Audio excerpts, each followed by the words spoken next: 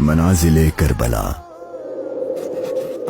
60 हिजरी 27 रजब अपने नाना हजरत मोहम्मद मुस्तफ़ा सल्लल्लाहु अलैहि वसल्लम के रोज़े मुबारक पर आखिरी हाजिरी देने के बाद इमाम हुसैन शहर मदीना छोड़कर मक्का की जानिब चल पड़े और 4 शाबान को मक्का पहुंचे और 8 जुल्हिज्जतुल हराम को मक्का से करबला की तरफ चल पड़े। इस सफर में इमाम हुसैन रदियल्लाहु अन्हु ने तकरीबन 20 जगहों पर स्टे किया। उनमें से चंद मकामात जहां कोई वाकया पेश आया वो मकामात हम आपको दिखाएंगे। पहली डेस्टिनेशन बुस्तान इब्ने आमिर क्रॉस करने के बाद जब इमाम हुसैन रदियल्लाहु अन्हु दूसरी मंजिल सफ़ाह पर पहुंचे तो वहां आपकी मुलाकात अरबी के एक मशहूर शायर फरजदक से हुई जो बाय चांस कूफा से ही आ रहा था। आपने इससे कूफा की सिचुएशन के बारे में पूछा तो उसने कहा, ए नवासे रसूल, उनके दिल तो आपकी फेवर में है लेकिन उनकी तलवारें आपके अगेंस्ट हैं।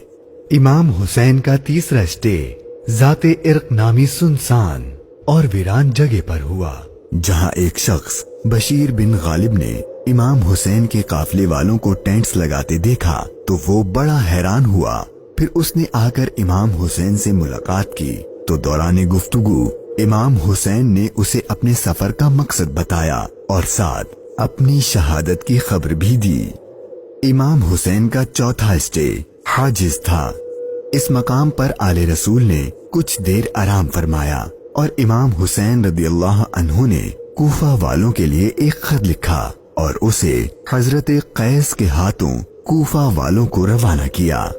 5वीं मंजिल बाजुल उयून और 6ठी मंजिल खुजैमिया को क्रॉस करके इमाम आली मकाम जब 7वीं मंजिल जरूद पर पहुंचे तो आपको जुहैर बिन अल कैस नामी शख्स मिले जो कि हजरत उस्मान गनी के करीबी लोगों में से थे और हज अदा करके आ रहे थे।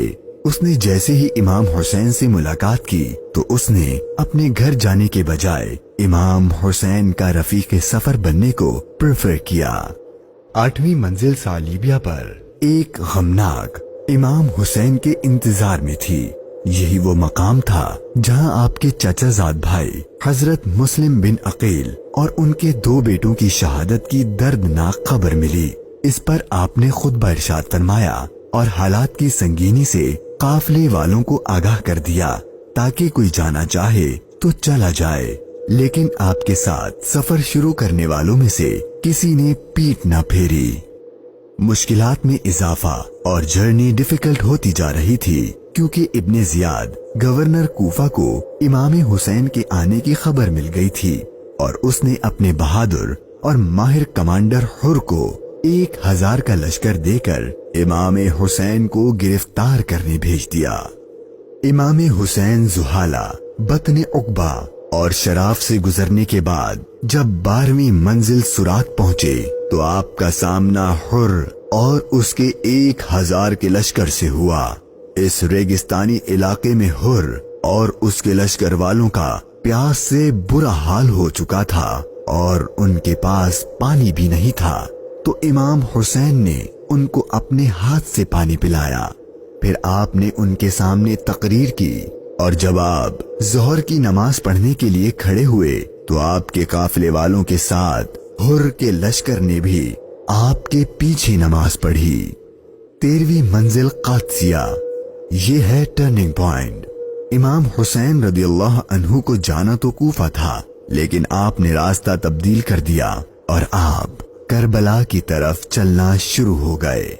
इमाम हुसैन अपनी मंजिल शहादत की तरफ सफर करते हुए मुगीसा, उज़ीबुल हिजानात, बैदा और जू हुसम के बाद जब 18वीं मंजिल कसरे बनी मुकातिल पर पहुंचे तो शाम हो चुकी थी। आपने रात यहीं गुजारी और सुबह जब इमाम हुसैन यहाँ से रवाना हुए तो आपकी जबान पर इन्ना लिल्लाही व इन्ना इलैहि राजिऊन के कलिमात जारी थे। आपके बेटे अली अकबर ने आपसे ये कलिमात पढ़ने की वजह पूछी तो आपने फरमाया कि बेटा, मैंने अभी ख्वाब देखा है और उसमें हमें शहादत की खबर दी गई है।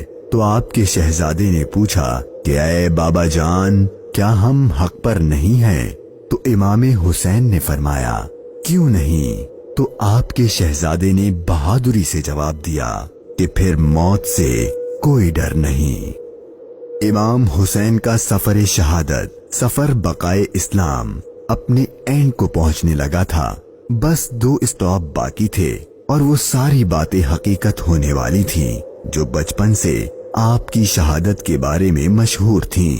امام حسین جب اپنی سیکنڈ لاسٹ منزل نینوا پر پہنچے تو آپ کی آنکھوں کے سامنے بھی وہ سارا منظر گھومنے لگا جو آپ اپنے والد سے سنا کرتے تھے۔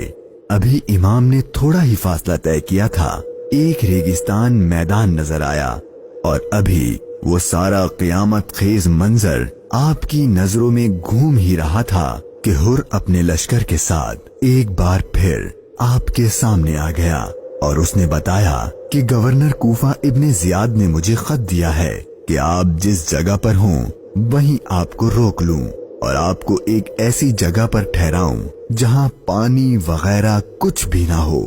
اور بالآخر آپ کا سفر اپنے اختتام کو پہنچا اور 2 محرم کے دن ابن زیاد کے حکم پر اس چٹیل ریگستانی میدان میں پورے قافلے اہل بیت نبوت اور ان کے اصحاب کو اس 1000 کے لشکر نے روک دیا۔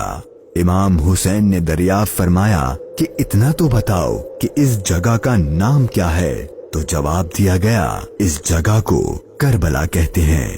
تو امام حسین نے اپنے خاندان سے فرمایا کہ بس یہی ہمارے ٹھہرنے کی جگہ ہے، یہیں ہمارا خون بہایا جائے گا اور یہیں ہماری قبریں بنیں گی۔ یہاں یزیدی فوج کی گستاخیاں دیکھ کر امام حسین کو سب سے پہلے روکنے والے حضرت حر رضی اللہ عنہ امام حسین کی بارگاہ میں معافی مانگ کر حاضر ہوئے اور اپنی جان آپ پر قربان کر دی۔ یہی کربلا کا میدان آپ کے طویل سفر کی 20ویں اور آخری منزل تھی، اور 8 دن بعد اہل بیت اطہار پر ظلم و ستم کر کے آپ پر اور اہل بیت پاک پر پانی بند کر کے آپ کے ساتھیوں کو بھوک اور پیاس کی حالت میں شہید کر دیا گیا۔ اور 61 ہجری 10 محرم یعنی عاشور کے دن تپتے صحرا 3 دن کی بھوک اور پیاس اور سجدے کی حالت میں امام حسین کو شہید کر دیا گیا۔ انا للہ و انا الیہ راجعون۔